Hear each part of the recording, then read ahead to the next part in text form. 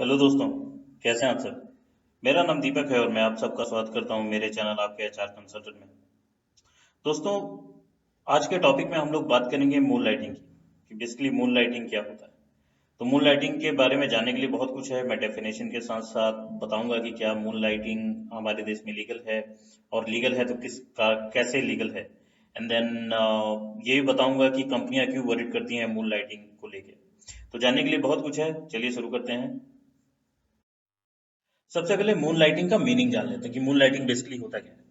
तो moon lighting का simple सा जो मीनिंग है दोस्तों, वो ये है कि moon lighting simply means doing the extra job after your current 9 to 5 job. तो जो भी आप काम करते हैं, मतलब जैसे आप किसी आईटी कंपनी में काम कर रहे हैं, वहां आप काम खत्म करके आते हैं 9 to 5, और उसके बाद आके आप जो है, if you are taking up other project, कोई दूसरे प्रोजेक्ट अगर आप उठा रहे हैं और आप उसके ऊपर काम करते हैं, तो सिंपली जो है मून लाइटिंग कहलाता है।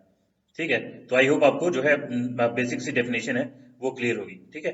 It is called moon lighting because, अब इसका नाम मून लाइटिंग क्यों पड़ा, इसके ऊपर भी काफी दिलचस्प कहानी है कि मून लाइटिंग इसको इसलिए हम लोग कहते हैं क्योंकि इसका नाम तब पड़ा क्योंकि जब एम्प्लॉय अपना काम 9 to 5 वाला खत्म करके घर जाके जब वो एक्स्ट्रा काम करता है एक्स्ट्रा इनकम कमाने के लिए, तो वो रात हो जाती है। ठीक है।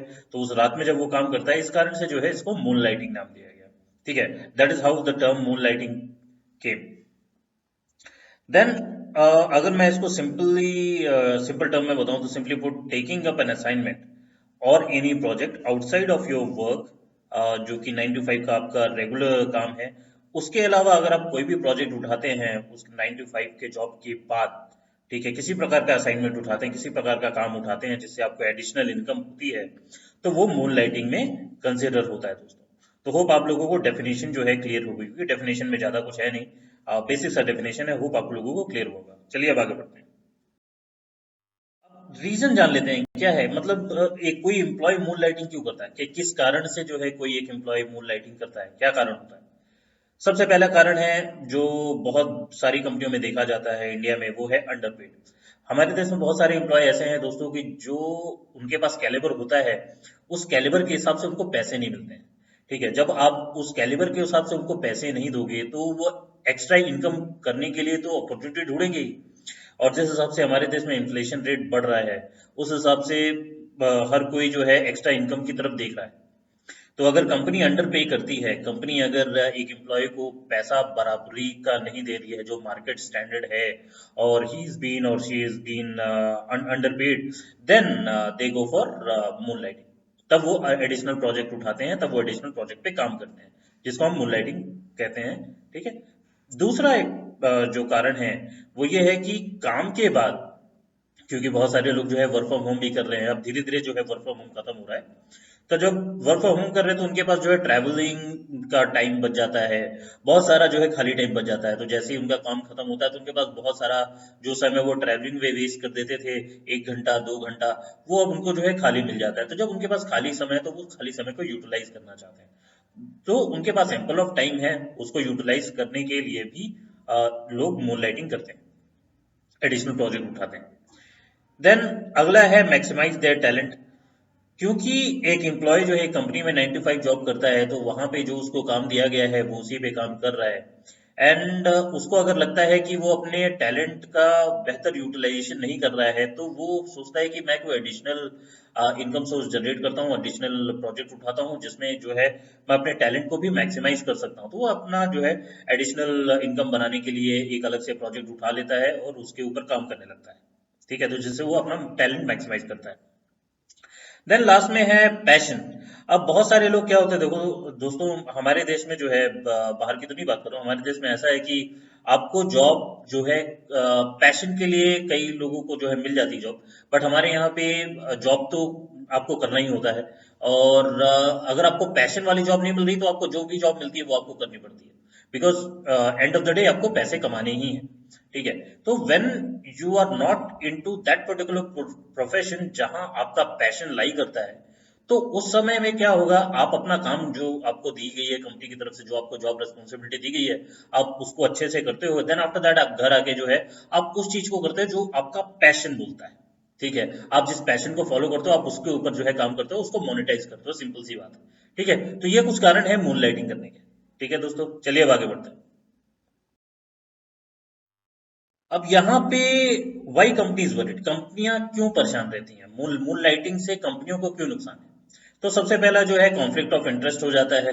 ठीक है, ये एक सबसे बड़ा कारण है कंपनियों का कॉन्फ्लिक्ट कॉन्फ्लिक्ट ऑफ इंटरेस्ट आना। Then breach of confidential information, company के बहुत सारे डेटाबेस जो है एम्प्लॉय के पास होते हैं जिनके ऊपर वो काम करता है। अब क्योंकि वर्क फ्रॉम होम चल रहा है तो डेटाबेस जो है उसके पास घर पे भी है। ठीक है, तो कंपनी का यहाँ पे भी वरिड होना लाजमी बनता है क्योंकि उनका बहुत सारा इंफॉर्मेशन जो है ब्रीच हो सकता है। देन अगला है मिस यूजिंग कंपनी रिसोर्सेज, क्योंकि लोग वर्क फ्रॉम होम कर रहे हैं तो लोग कंपनी के जो रिसोर्सेज हैं उनको मिस यूज भी बाकायदा कर सकते हैं और करते ही हैं, अगर मैं बोलूँ तो इस कारण से भी जो है कंपनियां वरिड करती हैं। देन लास्ट है एब्सेंटिज्म, क्योंकि लोग जब मून लाइटिंग करेंगे प्रॉपर नींद नहीं लेंगे एंड उसके कारण जो है एब्सेंटिज्म बढ़ जाएगा। ठीक है, तो एब्सेंटिज्म भी एक बहुत बड़ा कारण है जो कि कंपनियां वरीड करती हैं। और लास्ट में बर्नआउट, बर्नआउट इसलिए मैं कहना चाह रहा हूँ क्योंकि लोग जो है दूसरे काम भी कर रहे हैं, अलग प्रोजेक्ट उठा रहे हैं, अलग प्रोजेक्ट पे भी काम कर रहे हैं, तो वो एक तरह से देखा जाए तो 24 आवर्स जो है वो काम ही कर रहे हैं। ठीक है, तो उनके शरीर को जो है आराम का टाइम नहीं मिलता, ना उनके मस्तिष्क को या उनको मेंटल आराम नहीं मिलता। तो इसके कारण क्या हो रहा है कि बर्नआउट बहुत ज्यादा हो रहा है। ठीक है, बर्नआउट होने के कारण जो है जो प्रोडक्टिविटी एक एम्प्लॉय की है वो घट जाती है, और प्रोडक्टिविटी घट जाएगी तो फिर एम्प्लॉय अपना 100% दे नहीं पाएगा। ठीक है, तो ये कुछ कारण है जिसके कारण कंपनियां वर्ried होती हैं। चलिए अब आगे बढ़ते हैं। अब यहाँ पे जान लेते हैं कि इंडियन लॉ क्या बोलता है। मून लाइटिंग जो टर्म है वो हमारे देश में जो है काफी नया है, बहुत ही नया टर्म है। और मून लाइटिंग के लिए हमारे देश में कोई एक पर्टिकुलर लॉ नहीं है as such। लेकिन एक लॉ जो हम देख सकते हैं वो है फैक्ट्री एक्ट 1948 है, जो कि वर्कर्स जो वहाँ पे लेबर फोर्स है, जो वर्कर्स होते हैं उनको ड्यूल एम्प्लॉयमेंट करने की अनुमति नहीं देता है। ठीक है, और ये जो लॉ है वो केवल वैलिड है फैक्ट्री वर्कर्स के लिए, लेबर फोर्स के लिए। यही एक जो है क्लॉज है जो इंडियन लेबर लॉ में है। इसके अलावा कोई ऐसा लॉ नहीं है जो इंडिया में बना हुआ है रिलेटेड टू मून लाइटिंग।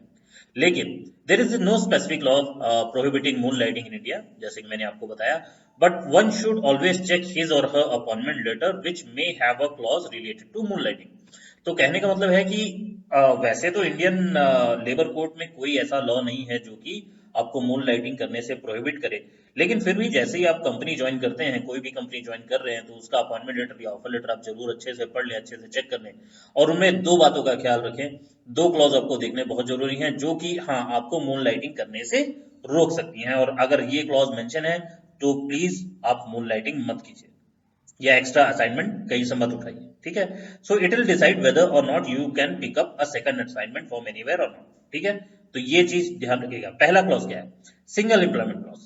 अगर आप अपने अपॉइंटमेंट लेटर को अच्छे से पढ़ेंगे और वहां पे अगर सिंगल एम्प्लॉयमेंट क्लॉज दिया हुआ है, तो सिंगल एम्प्लॉयमेंट क्लॉज का सिंपल सा मीनिंग होता है कि आप ड्यूल एम्प्लॉयमेंट नहीं कर सकते।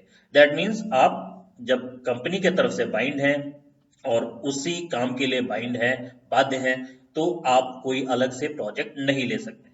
ठीक है, ऐसा बिल्कुल मत करें। अगर ऐसा करते हैं और पाया जाता है तो आपको टर्मिनेट किया जा सकता है। दूसरा, non compete clause. Non compete clause क्या होता है, मैं यहाँ पे आप लोगों को बता देता हूँ। Employee agrees not to work with a rival company or start a similar trade or profession for a specified period of time after leaving his or her current employer.